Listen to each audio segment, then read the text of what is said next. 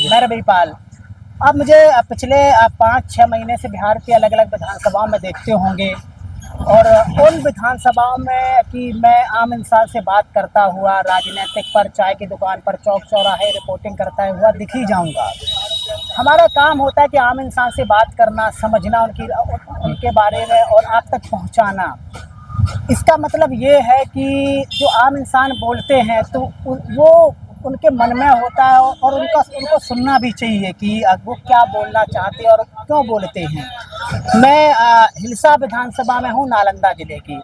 और हिलसा में ये कहा जाता है कि जब शुरुआती का समय था तब कांग्रेस का और बीजेपी का गढ़ रहा, लेकिन अभी वर्तमान में यहाँ पर जदयू या एनडीए के अस्तित्व की लड़ाई मानी जाती है। पिछला चुनाव हुआ तो पिछले चुनाव में बहुत सारी बातें हुई कि प्रेम मुखिया धांधली से जीते, फिर कोर्ट कचहरी में जो भी गए हैं, शक्ति सिंह यादव जो जीत गया सो जीत गया। 12 वोटों से प्रेम मुखिया ने हरा दिया था शक्ति सिंह यादव को। ये तो इतिहास है। इसका गणित और समझ लेते थोड़ा। ये यादव कुर्मी बहुल क्षेत्र है। यहाँ पर लगभग 35 से 37% यादव हैं और यहाँ पर 18 से 20% कुर्मी हैं, और जो ओबीसी और सामान्य है वो लगभग 30 से 35% है। परफेक्ट तो नहीं है, लेकिन ये जो आंकड़े हैं, क्योंकि अभी बहुत दिनों से डाटा आया नहीं है, तो ये यहाँ का रहा गणित है। एक चीज़ और मैं बता दूं, ये ऐसा नहीं है कि ये सिर्फ कांग्रेस का ही गढ़ रहा हो। यहाँ पे जगदीश प्रसाद 5 बार चुनाव जीते, 4 बार बीजेपी से जीते और भारतीय जनसंघ से, और 1 बार जनता पार्टी से। वैसे और कोई यहाँ पे इतनी बार जीता नहीं है। हम यहाँ पे बैठे हिलसा में, ये मेन मार्केट है, और यहाँ पर खाकी चौक में, खाकी चौक में हम बैठे हुए हैं। तो अंकल जी मतदाता मुझे मिल गए, तो मैं इनसे चर्चा करूंगा। पहले तो मुझे अपना नाम बताएं। उमेश शर्मा। उमेश सिंह। क्या माहौल है इस बार का आपके हिलसा का? 3 साल का माहौल है कि एनडीए के किस मुरारी को हरा के दूसरा पार्टी को दे दे, वो अच्छी को पार्टी को दे दे, इनको हटा दे किस मुरारी के यहाँ से, और दूसरे को टिकट दे। ये आप चाहते हैं? हाँ, सूझबूझ के। हाँ, उनका हम सब अथी नहीं देंगे, मत नहीं देंगे किस मुरारी को। अब मान लिया जाए फिर से भी दे दिया टिकट एनडीए ने, तो आपका मत कहाँ जाएगा? फिर मत जाएगा, किसी दूसरे पर जाएगा। महागठबंधन में तो आप जाएंगे नहीं? नहीं, उसमें तो खैर न जाएंगे। फिर तो प्रशांत किशोर के पास, प्रशांत जी के पास। हाँ, फिर तो सोचना पड़ेगा नहीं कि कहाँ पर अच्छा हमको मिलेगा, वहीं पर हम काम करेंगे, अपना मत देंगे। हाँ। अच्छा, पिछले चुनाव के बारे में मुझे कुछ बताएं, अगर आपको जानकारी है।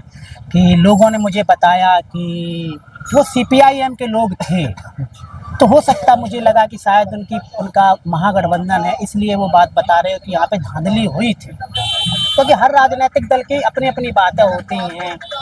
तो वो सीपीआईएम के लोग थे। मुझे बताया चाय की दुकान पे कि यहाँ पे 2 बजे 3 बजे तो शक्ति सिंह यादव जीत गए थे, लीड कर रहे थे। और अचानक बोल दिया कि 12 वोटों से हार गए हैं, लेकिन रिकाउंटिंग हुई, लेकिन अब क्या हुआ वो तो। हाँ, तो वही जो जीता वही सिकंदर, उसको माना गया, जिसका अलॉटमेंट हुआ उसी को हम लोग जानते हैं। ऐसे तो हम लोग ने पूरे भरोसा अति था कि भाई शक्ति सिंह यादव ये 12 बार का 4-5 हजार वोट से आगे चल रहे थे। खाली ऐसी भाई बोलते हैं। हाँ। तो क्या ये सही बात थी कि यहाँ पे धांधली हुई, या फिर कुछ नहीं हुआ था? अगर आपको जानकारी है। हाँ, धांधली हुआ था। धांधली हुआ तब ना आखिर उनको हरा के, मतलब कि उसको जिताया गया था। कि धांधली तो हमें किया था, अलॉटमेंट करके, और उसके बाद 3 घंटा के बाद होता है कि नहीं, वो 12 वोट से हार गए, गुप्त फलना जीत गए। ये आप सही बात बता रहे हैं, ऐसा मतलब सही बात है। ऐसा तो नहीं आप महागठबंधन के समर्थक? ना, बहुत सही है, बिल्कुल सही था। अच्छा, दोनों नेताओं की अगर हम बात करें, शक्ति सिंह यादव, प्रेम मुखिया की, तो बेहतर कौन सा नेता है आपके लिए? शक्ति सिंह यादव। अगर फिर से टिकट इनको मिल जाता है, मिलने के चांस हैं शक्ति सिंह की टिकट, लेकिन प्रेम मुखिया का टिकट कटने की संभावना है, तो आप एनडीए की तरफ से किस उम्मीदवार को यहाँ लाना चाहते हैं? कि प्रेम मुखिया नहीं, हम रखना चाहते हैं यहाँ से? वो तो पार्टियों का काम है, रखे ना रखे, लेकिन हाँ, आपकी क्या सोच है? तो मतलब कि सोच है आदमी को आइले पढ़ना, आदमी उसका अथी करेगा कि कौन अच्छा है कौन खराब है। ये अभी में तो शक्ति सिंह जादव है। बिहार में जो आदमी उतरेगा देखेंगे उसके बाद है ना अवगत होंगे उससे कि नहीं उससे ही अच्छा आदमी अभी तो शक्ति सिंह जादव है इसके अपेक्षा। इसके अपेक्षा से अभी तो मान लिया कि और कोई आने वाला है जाने वाला है तो वो तो मतलब कि सब कोई जा सकता है आ सकता है, अभी नाम जा सकता है। बाकी जब तक कि जमीन पर नहीं उतरता है जब तक उसको हम कैसे चुनेंगे। अच्छा, 2015 में शक्ति सिंह यादव जीते थे तो लग रहा है कि उन्होंने उस समय काम किया था। हाँ किए हैं, अच्छा बेहतर काम किए हैं, बेहतर काम किए हैं। कुछ से पार्टी से रहे, बाकी उनका बेहतर काम रहा, अच्छा काम रहा है। हर जगह पर माहौल अच्छा बनाया। किसी तरह का कोई बात होता था फट से वहाँ वो पहुँचते थे, माहौल भी बढ़िया था उनके अथी में। हर कुछ में सब चीजें से सामाजिक अथी पर भी जुड़े हुए थे, ये सब करते थे। बाकी उनका राज में कोई तो जाति बात पर मने वो नहीं जाते थे। किसी भी समाज का आदमी की कोई अप्रिय घटना हो गया कुछ हो गया तो फट जानकारी मिलना चाहिए, आ जाते थे। हाँ पहुँच जाते थे। वो दुख को अथी करते थे कि नहीं भाई फलना के दुख हो गया है तो उसके घर पहुंचकर कुछ सांत्वना देते थे। बाकी इनका वो भी खत्म है। अच्छा, अभी वोटर अधिकार यात्रा कल ही खत्म हुई है। वोटर अधिकार यात्रा जो महागठबंधन चला रहा था उसमें हाँ जैसे गलत तरीके से वोट बने या इलेक्शन कमीशन ने धांधली करवाई वो आरोप लगा रहे थे। हालांकि कुछ जगह हुआ भी है ऐसा, तो आप लोग ऐसा मतदाता इसको किस प्रकार से देखते हैं कि क्या महागठबंधन सही कर रहा था ये या फिर एक राजनीतिक एजेंडा है? क्या सोच है आपकी इस पर? देखिए वो तो गलत है। हाँ? वो तो गलत एजेंडा उड़ रहा है। उसमें कोई चोरी नहीं हो रहा था, वोट का चोरी नहीं हो रहा था और बल्कि सुधार हो रहा था।